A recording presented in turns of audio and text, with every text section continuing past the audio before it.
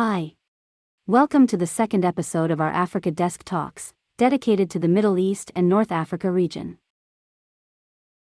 While there is no standardized list of countries included in the MENA region, the term typically includes the area from Morocco in northwest Africa to Iran in southwest Asia and down to Sudan in Africa. Our speakers today are Ule and Christian Steiner, partners of Mideast Law Firm, interviewed by Roberto Luzzi Crivellini. In this episode, they'll discuss what are the countries that are part of the MENA region, the common traits of these countries, and share some practical advice on doing business in the region. Make sure you follow Legalmondo on LinkedIn and YouTube to stay updated on the next episodes of our Africa Desk. Hello, Christian Steiner and Christian Ule. Welcome back to this second episode of our talks on Africa, the Africa Desk of Legalmondo. This time, we thought it would be interesting to discuss the topic of the so-called MENA region, so Middle East and North African countries. And I would start from you, Christian Ule, and ask you to introduce us a bit to this topic. So what is it to get started with? So the definition of MENA, Middle East, North Africa, means that these countries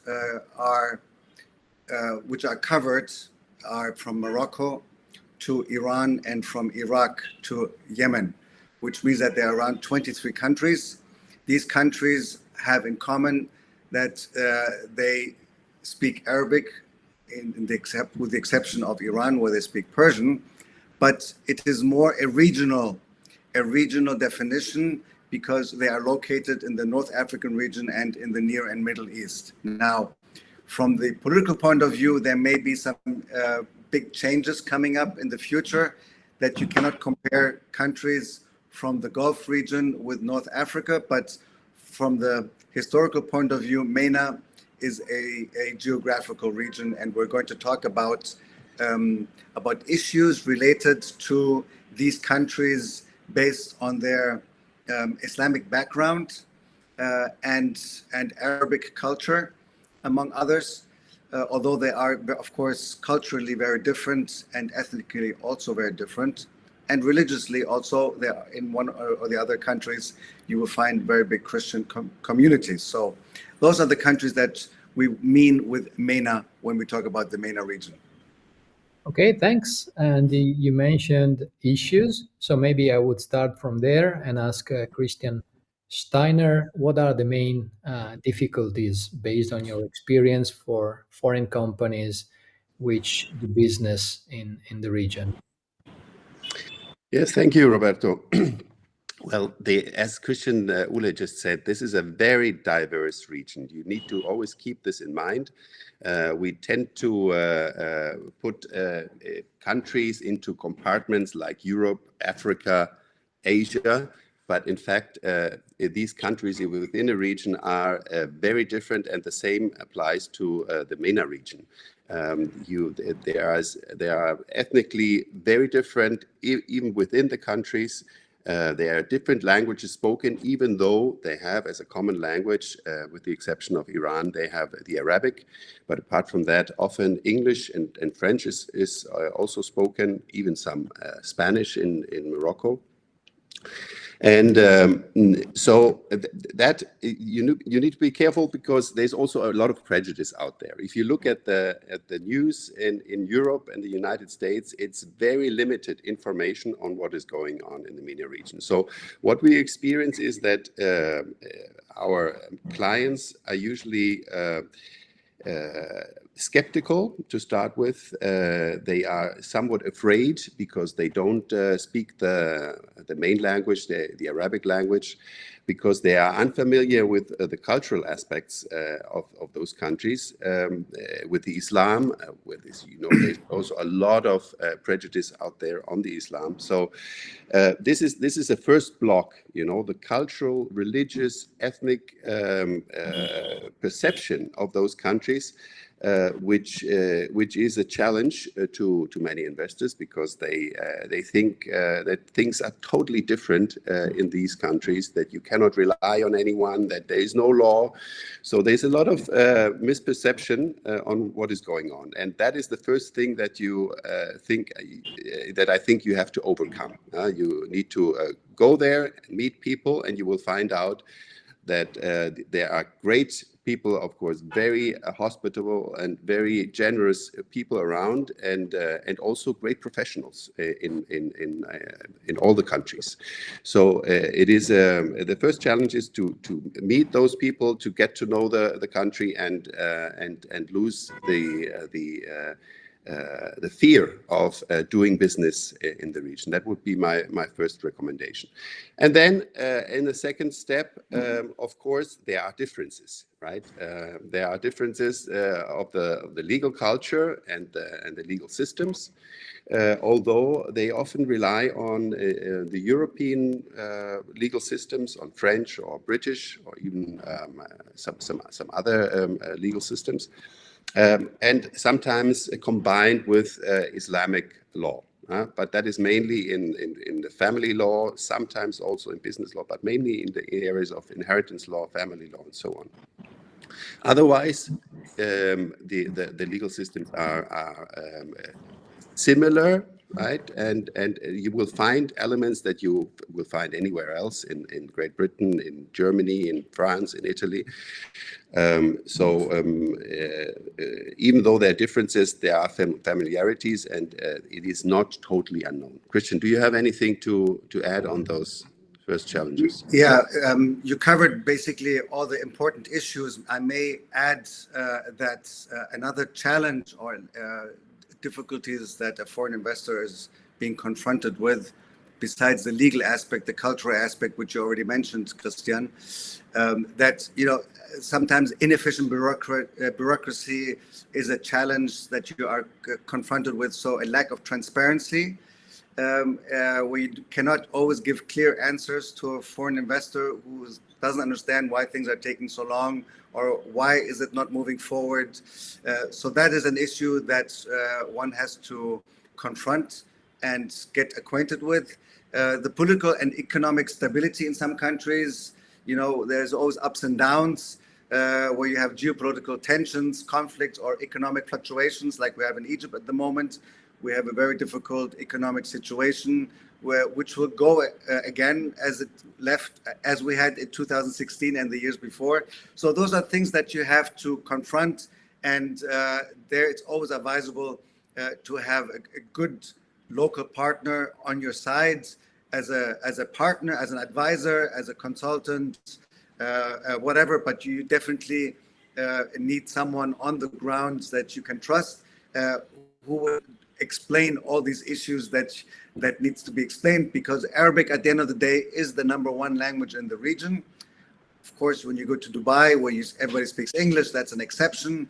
But even in Saudi Arabia, in Egypt, in Morocco, and even Morocco, which used to have more Francophone language, is now more Arabic than it was before. So Arabic, of course, is a language barrier for many foreign investors, which makes it, of course, difficult for them to understand what's going on when they are here, because they don't master the language. So good advice would be to have good people with them in the same boat, as partners, as advisors. Have skilled workers in your team. That's always also a challenge, to get skilled workforce. Education is one of the issues that should be followed much stronger in many countries. But that's why people go to Dubai, because it attracts a lot of well-trained and well-educated people to work on the ground.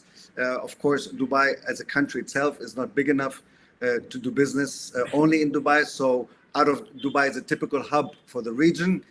So companies go to Dubai as a hub, attract well-trained, language skilled workers, employees. in all areas: engineering, legal, human resources, banking, finance sector, in all sectors. And then from there, they work on different countries. So, but in Egypt, for example, if I talk for my country, you need people on the ground, and find skilled workers is a big challenge, and you have to train them yourself, basically, in order to have them with the expertise that you're expecting. Christian, maybe Roberto, may I just add one point which we often experience. I mean, this does not apply to all the countries, but in some of the countries, clients arrive and they think there's no legal certainty, there's no legal security, and you can basically do whatever you want. But quite the opposite is the case, because there is relatively less legal security, and because maybe the legal professionals in the bureaucracy, in the courts, are not as trained as they may be elsewhere. The main thing that is focused on is formalities. So if you come in and you want to set up a company, you want to conclude a contract, you want to get some licenses, whatever, you need to pay a lot of attention to all the formalities. You have to bring in all the documents required in the right form, with their stamps and with their signatures, legalizations, and so on. If you do that, you are pretty safe, because then the scope for the public servant in the bureaucracy is very limited. He will look at those elements. If they are there, he will approve. But if you don't, even if it's a minor issue, you will have issues, and you will be, let's say, dependent on somebody in the public administration who is unwilling to do something because he's missing all the elements to approve a license or to register your company or whatever. So that is a very important thing, because it is often thought, well, there's no legal security, so basically I can do whatever I want, and then I can sort out things later. And that is a very big misconception that we often tell our clients, and where we recommend to be very, very precise. Yeah. Speaking of which, if you had to mention let's say, mistakes that foreign companies working in the area tend to commit, and what are the main lessons that can be drawn from those mistakes? So, like a quick risk prevention checklist that you would recommend to those who want to do business in the area. Either of you. Well, maybe I can start by also mentioning the legal and red tape bureaucracy issue. Many countries in the region are emerging markets. And emerging markets, especially after the revolution that took place 10 years ago in some countries, there is a lot of competition between Middle Eastern countries, and everybody wants to modernize its legal system, its economy. So there are many new laws in place that a lot of foreign investors are not always aware of, because they come without big publication unless you are in the market. Of course, we are well familiar with them, but there are so many new laws that foreign investors are most of the time not really informed about what's really going on. And just a typical example is the registration of real estate. Real estate is a big issue in these countries. People are looking for investments in housing or in property, industrial sites. It's very attractive. There are no regulations. Well, there are restrictions for foreign investors, but they are very generous. And from the Gulf, there are countries from the Gulf invest in other countries, and also here. And foreign investors should always be aware of the latest legislation. Even with financial transactions, you should be aware. So there are a lot of regulations that you should be aware of before doing business here, and in order to prepare your entry into this market, or before you do any kind of business here. I think one a very important aspect that is often forgotten are the foreign exchange regulations in those countries. So I cannot speak for all, but in some countries, for instance, in Egypt, in Morocco, in Algeria, in Tunisia, you cannot simply bring in and take out currency. So you have to make sure that when you invest, you register your investment.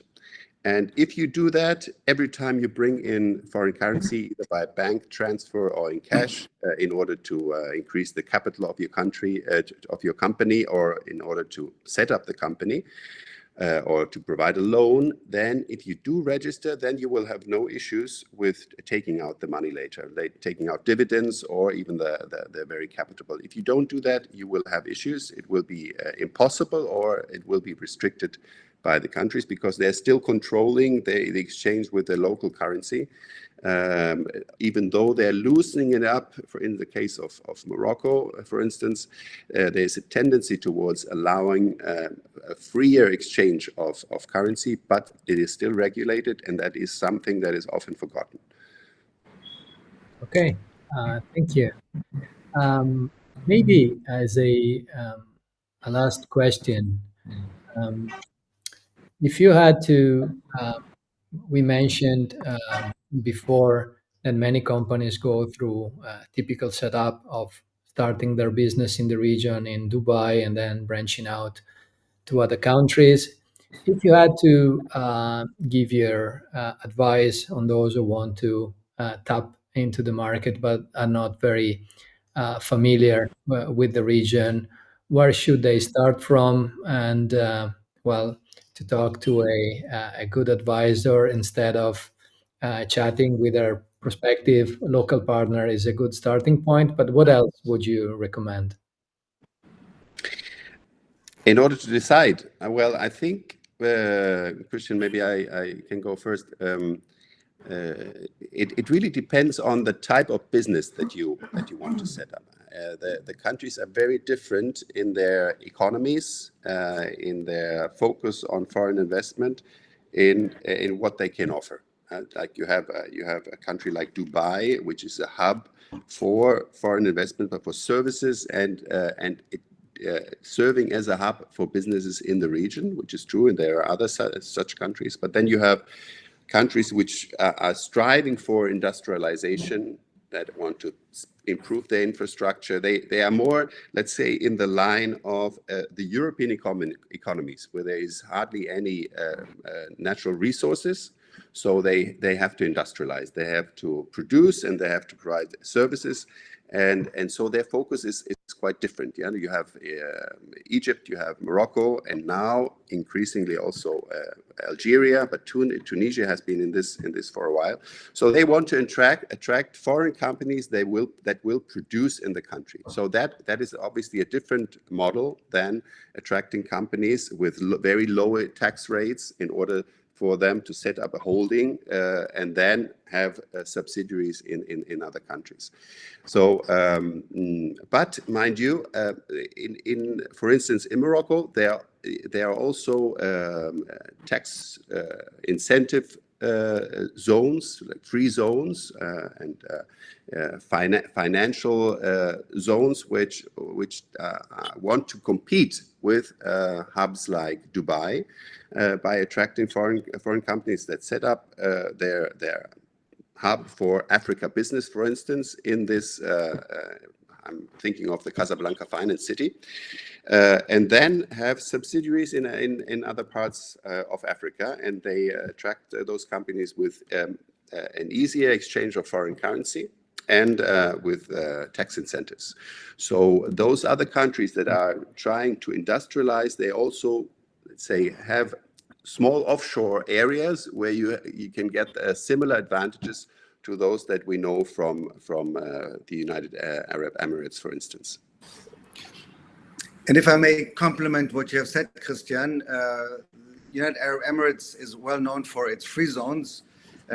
For each topic that you have, be it telecommunication, IT, be it automotive or commodity trade, that's the attractiveness of this market, to set up a 100% company with no taxes in a free zone to do business worldwide. Even in the region, you have a market of 360 million people. So that makes it very attractive to go to Dubai. Egypt is a completely different story, I would say. Egypt does not have the natural resources as the Gulf states has, and has a very strong national industry, which it would like to expand. Egypt does not want to import products any longer, if it's possible. So they prefer to have investors in investing in industrial projects in Egypt, made in Egypt for the Egyptian market, for exportation. The European Union is a great market for exportation. There are no custom barriers, no custom fees for the importation of Egyptian products into the European Union. And at the same time, you have a huge market in front of you, the African market. We will talk about that later. But there are already free trade agreements in place, like the COMESA, which opens up the market to Eastern Africa and South Africa. So Egypt is considered as a hub for the African market. Saudi Arabia, which actually does have enough natural resources and would not need any industrialization, is on the contrary looking into the future of the year 2050, saying that there will be a day where there will not be any oil and gas anymore. So we have to industrialize, we have to modernize our country, our economy. Saudi Arabia is opening up incredibly. It's actually breathtaking what's happening in Saudi Arabia. Easier to travel to Saudi Arabia, easier to set up a company. Foreign ownership is possible. You do not need a local partner as you used to, acting as a sponsor. And the projects are well known worldwide. Industrial projects, real estate projects, cities being built, railway being built. So the petrochemical industry is something that Saudi Arabia is focusing on and opening up investment opportunities for many foreigners with the respective know-how and technology that they have to enter the market and bring in the money for such investment. Now, there are competitors from Asia, as we know. China is a very big competitor in this area, in our area, we have to say, in Africa, North Africa as well, and in the Middle East.